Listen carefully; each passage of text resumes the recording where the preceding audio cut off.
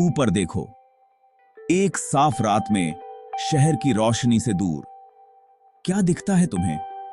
मखमली काला आसमान जिस पर हीरे बिखरे हों, अनगिनत तारे जो बहुत दूर से टिमटिमा रहे हैं।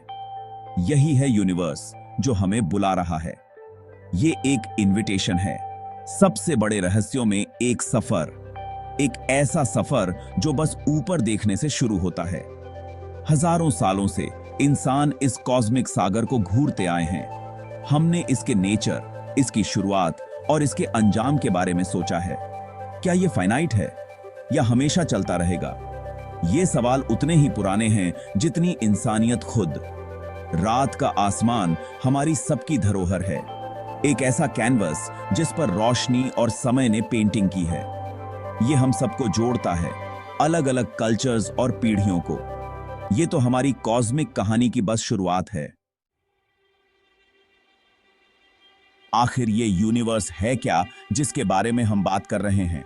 आसान शब्दों में ये सब कुछ है, बिल्कुल सब कुछ जो मौजूद है। सारा स्पेस, सारा टाइम, सारा मैटर, सारी एनर्जी, सबसे छोटे सब एटॉमिक पार्टिकल से लेकर सबसे बड़े गैलेक्सीज के सुपर क्लस्टर तक। इसमें तुम हो, मैं हूं, हमारी अर्थ, हमारा सन और इसके पार सब कुछ जो दिखता है और जो नहीं दिखता।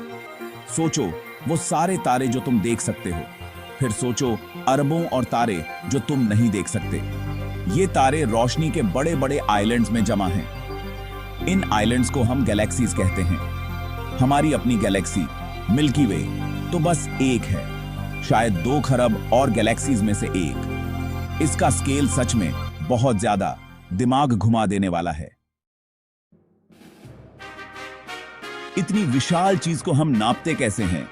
हमारे जाने पहचाने यूनिट्स जैसे माइल्स या किलोमीटर्स यहां काम नहीं आएंगे। वो बहुत छोटे हैं, बहुत मामूली। सोचो, सन तक की दूरी इंचेस में नापने की कोशिश कर रहे हो। तुम्हारे पास बहुत जल्दी जीरोस खत्म हो जाएंगे। इसलिए एस्ट्रोनॉमर्स एक अलग तरह का यार्डस्टिक इस्तेमाल करते हैं, एक ऐसा यूनिट जो यूनिवर्स की सबसे तेज चीज से बना है, रोशनी खुद। इस यूनिट को हम लाइट ईयर कहते हैं। ये दूरी का माप है, समय का नहीं।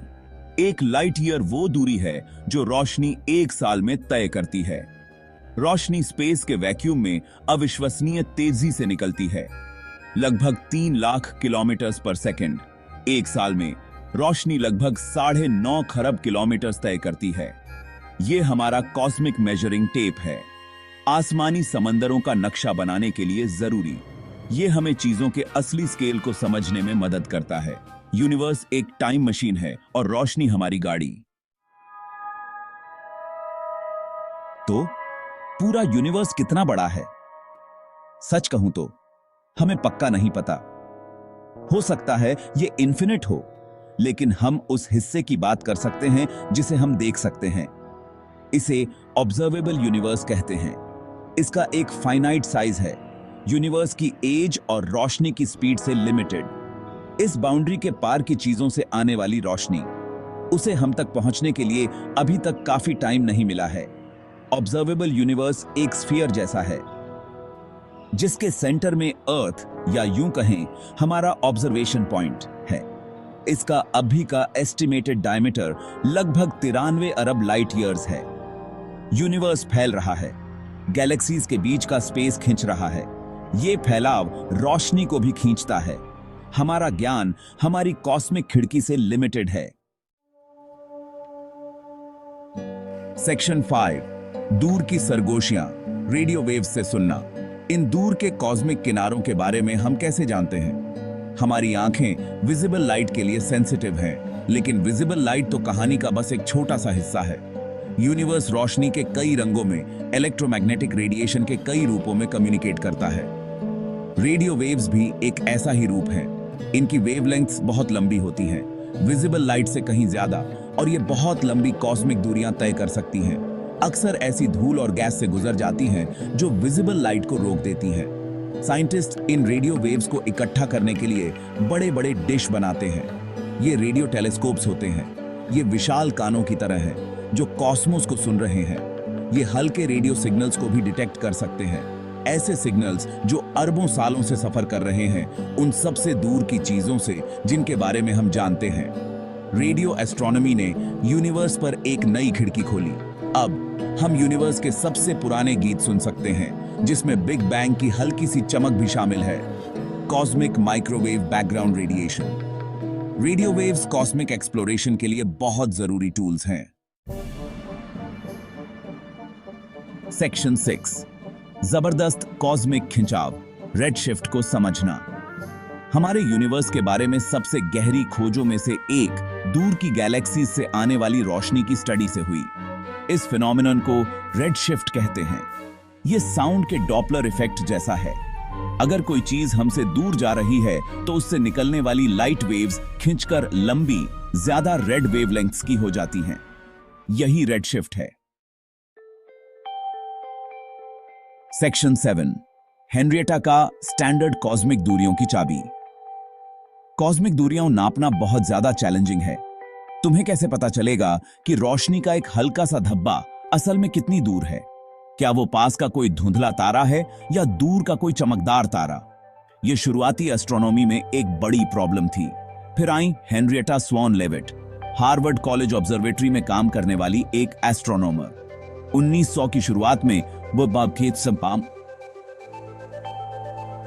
वो एक कंप्यूटर थी, उन औरतों के ग्रुप में से एक जिन्हें तारों की फोटोग्राफिक प्लेट्स को एनालाइज करने के लिए रखा गया था।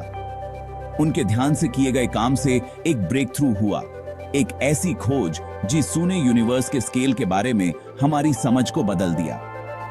लीविट ने सीफीड वेरिएबल्स नाम के एक तरह के तारों की स्टडी की। ये तारे पल्सेट करते हैं, एक रेगुलर टाइम पीरियड में ज्यादा रोशन और कम रोशन होते हैं। उन्होंने कुछ बहुत गहरा देखा। सीफीड जितना ज्यादा चमकदार होता है, उसका पल्सेशन पीरियड उतना ही लंबा होता है। ये एक कॉस्मिक यार्डस्टिक था जो बन रहा था। सेक्शन 8, एंड्रोमेडा, हमारा शानदार गैलेक्टिक पड़ोसी। लीविट के सेफेड यार्डस्टिक जैसे टूल से लैस होकर हम आखिरकार अपने कॉस्मिक पड़ोस का नक्शा बनाना शुरू कर सके।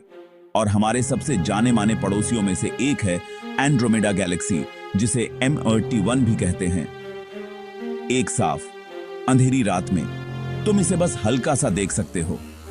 एंड्रोमेडा कॉन्स्टेलेशन में एक धुंधला फजी सा धब्बा, वो छोटा सा धब्बा एक बहुत बड़ी स्पाइरल गैलेक्सी है, हमारी मिल्की वे से भी बड़ी, अरबों तारों का एक घूमता हुआ मेट्रोपोलिस। एंड्रोमेडा लगभग 2.5 मिलियन लाइट ईयर्स दूर है। यह सुनने में बहुत दूर लगता है और इंसानी हिसाब से है भी, लेकिन कॉस्मिक स्केल पर यह बिल्कुल पड़ोस में है। एंड्रोमेडा से आज रात जो रोशनी हम देख रहे हैं, ऊसू ने अपना सफर 2.5 मिलियन साल पहले शुरू किया था, जब शुरुआती इंसान के पूर्वज अफ्रीका में घूम रहे थे। जब तुम एंड्रोमेडा को देखते हो तो तुम अतीत में बहुत गहरे झांक रहे होते हो, एक ऐसी गैलेक्सी को देख रहे होते हो जैसी वो तब थी जब होमो हैबिलिस धरती पर चलते थे। ये टाइम और स्पेस के पार एक गहरा कनेक्शन है।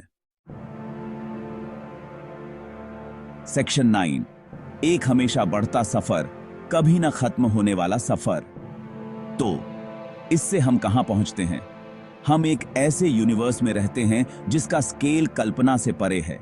एक ऐसा यूनिवर्स जो लगातार फैल रहा है, एक फूलते हुए गुब्बारे की सतह की तरह हर पॉइंट हर दूसरे पॉइंट से दूर जा रहा है। हम इस फैलते हुए कॉस्मिक ताने बाने पर सवार यात्री हैं।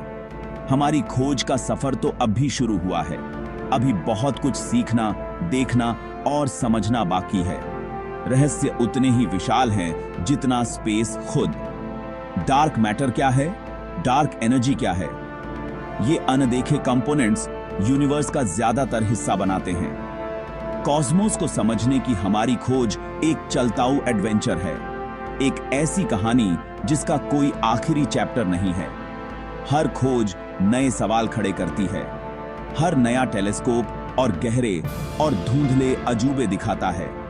हमें एक अंदरूनी इंसानी जिज्ञासा चलाती है, वही जिज्ञासा जो हमारे पुरखों को तारों को देखकर सोचने पर मजबूर करती थी। ये सफर सिर्फ साइंटिस्ट्स के लिए नहीं है, ये हर उस इंसान के लिए है जिसने कभी रात के आसमान को देखकर हैरानी महसूस की हो, यूनिवर्स हमारे सामने फैला हुआ है, एक कभी न खत्म होने वाला फ्रंटियर।